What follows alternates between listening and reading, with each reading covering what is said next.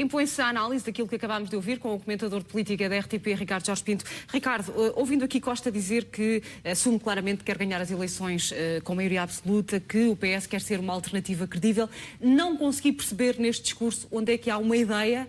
que afirma o Partido Socialista como essa alternativa, se calhar, exceção feita à novidade dos orçamentos plurianuais, mas já lá vamos. O que é que resulta deste discurso? Há mais ideias naquilo a que António Costa chama o programa para a década do que nesta súmula que ele aqui hoje apresentou. Este é um discurso claramente ideológico, de marcação de terreno, de diferenciação relativamente ao atual governo e também de continuidade relativamente à estratégia que o Partido Socialista tinha vindo a apresentar até agora. Há aqui um aspecto curioso: o nome de António José Seguro, tirando uma breve referência no início, não foi proferido aqui por António Costa, mas a verdade é que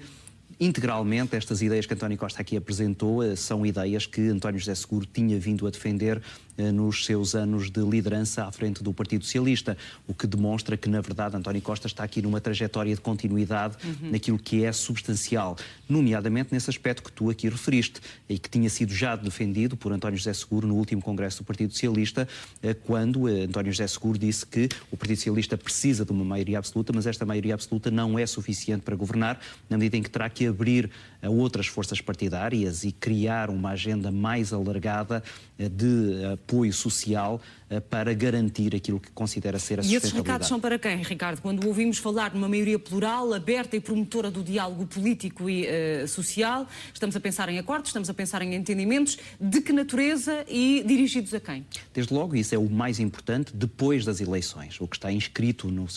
na sua moção é que o Partido Socialista não fará nenhuma coligação nem nenhum entendimento pré-eleitoral e que depois das eleições pretende alargar esse diálogo quer à direita, quer à esquerda. Em que é que António Costa está a pensar? Está a pensar à esquerda em movimentos como o Movimento Livre, que já se mostrou disponível para esse acordo com o Partido Socialista, e à direita está a pensar num Partido Social Democrata e num CDS que não liderados nem por Pedro Passos Coelho nem por Paulo Portas,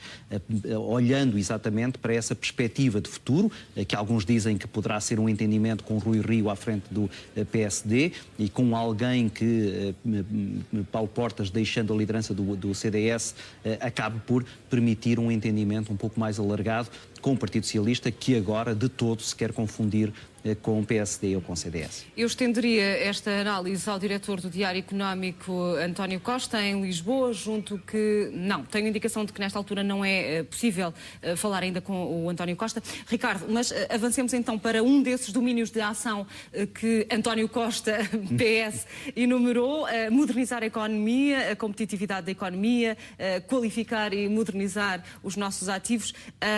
O que é que, daquilo que foi dito, pode ser consubstanciado na prática? Pois, isto são ideias que poderiam ser defendidas por Pedro Passos Coelho, Paulo Portas e claramente qualquer outra liderança do Partido Socialista. São generalidades, mas que na verdade, como eu dizia há pouco, estão um pouco mais pormenorizadas nessa tal agenda para a década, e certamente António Costa começará agora, a partir de agora, a começar a especificar e a apresentar de forma um pouco mais concreta. Nessa mesma agenda para a década há já algumas ideias concretas relativamente a esse investimento e, portanto, aquilo que me parece que neste discurso estava como preocupação principal era essa tal crítica ao governo em dois patamares distintos. Em primeiro lugar, dizendo que este sonho da direita de uma maioria, um governo, um presidente, acabou por conduzir a um pesadelo, isto é, que este governo está estafado. E depois um outro aspecto que me pareceu aqui particularmente relevante, que é a crítica particular que António Costa faz a algumas áreas da governação, nomeadamente na área da educação, onde diz que os portugueses perderam a confiança nas escolas porque esta maioria de direita está a desmantelar o Estado Social. E depois colando isso exatamente com a tal ideia, igualmente genérica, mas muito importante para o Partido Socialista, de que o futuro governo tem que ser um governo de proteção desse mesmo Estado Social, quer naquilo a que ele chamou o combate à pobreza, quer naquilo que é o tal desenvolvimento para a economia, onde quer neste discurso, quer também no programa para a década, aí sim António Costa é ainda muito genérico, não dizendo, por exemplo, onde é que vai buscar o dinheiro para muitas das ideias que ele pretende, ou do investimento que ele pretende injetar para desenvolver a tal economia. Agora sim, julgo ser possível falarmos com o diretor do Diário Económico. António Costa, esta questão da consolidação orçamental fica visível no discurso de António Costa que acabámos de ouvir, ou fica mais perceptível naquilo que a imprensa antecipou antecipou ao longo da tarde daquilo que possa ser a estratégia de António Costa e a tal agenda para a década? Muito boa tarde. Eu creio que, infelizmente, não fica em nenhum dos dois. Vamos ver. Isto é uma moção ao Congresso, portanto, não é um programa do Governo, e nesse aspecto António Costa, aliás, sublinhou isso, mas também não deixa de pôr na moção, por exemplo, que quer acabar com a sobretaxa de IRS já em 2016. Portanto, digamos, um misto de moção política política-partidária com algum conjunto de promessas já para o eleitorado, para umas eleições legislativas, mas, na verdade, o que não se percebe é como é que isto se paga, ou como é que isto se financia. Vamos ver. Do ponto de vista do que tem sido, quer da esquerda, diria, na linha de António Costa, quer das intervenções públicas de António Costa, antes de ser formalmente candidato do PS a Primeiro-Ministro, a dívida pública foi absolutamente central. Ora, nós vemos que nesta moção, e hoje também, a questão da dívida pública foi completamente omitida do debate. Isto é, António Costa centra muito a discussão em ter uma voz diferente, que o Governo e o país tenham uma voz diferente na Europa. Enfim, acredito que Passos Coelho também gostasse de ter e que preocupações é que essa ausência de referência à renegociação, à reestruturação da dívida deve suscitar no nosso espírito, António? Enorme, porque o que se percebe, e é justo reconhecer que António Costa, no seu passado político, tem uma capacidade de mobilização, nomeadamente de concertação das várias sensibilidades políticas e sociais do país, que o Primeiro-Ministro atual e este Governo não foram capazes de fazer, mas onde se percebe que António Costa pode trazer alguma coisa de novo é no discurso político e nessa capacidade de mobilização, porque, na verdade, António Costa revela que não tem as condições, como não tem este Governo, de fazer de forma muito diferente. Por exemplo, na questão da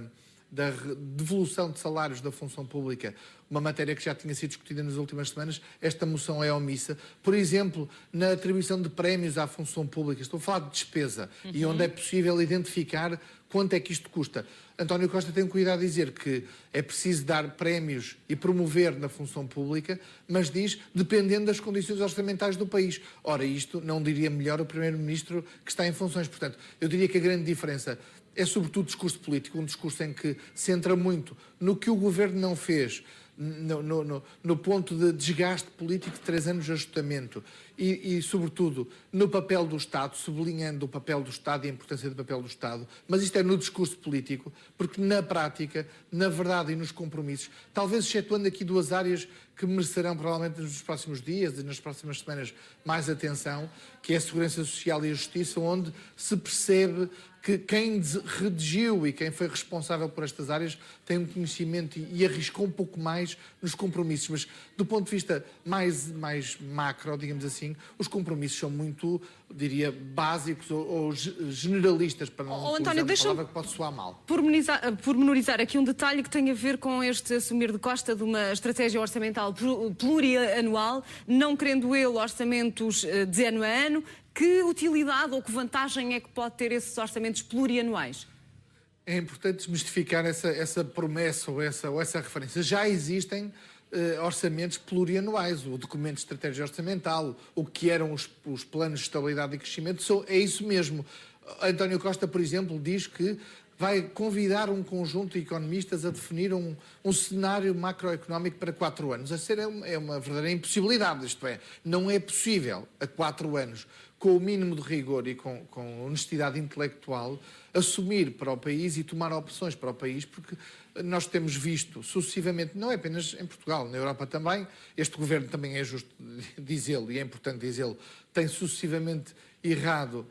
num conjunto de previsões e de metas, nomeadamente orçamentais, e também de crescimento económico, e até da composição do crescimento, mas é absolutamente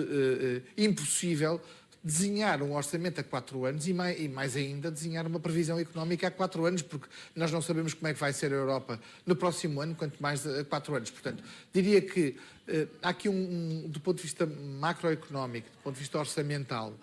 um caminho que é apontado, que não é muito diferente daquele que está subjacente ao que é feito hoje, pelas restrições financeiras que existem e que vão existir. Aliás, é de notar, e é um aspecto importante, o António Costa provavelmente pensaria que poderia chegar a 2015, final de 2015, com as eleições, ganhar eleições e tem objetivamente hoje melhores condições políticas para o fazer, porque este Governo está muito desgastado, e beneficiar de um orçamento e de um déficit que já está abaixo de 3%. Ora, o que sabemos é que, de acordo com a Troika, este orçamento de 2015 e o déficit de 2015 vão ficar acima das previsões do teto, do tal limite de 3%. Isso vai colocar uma pressão enorme no próximo governo, eventualmente em António Costa. E por isso se percebe que António Costa não pode fazer promessas, pode apontar caminhos, defende mais investimento em educação, mais investimento em saúde, mais investimento em cultura. Mas de onde é que vem este dinheiro? Onde é que vai cortar António Costa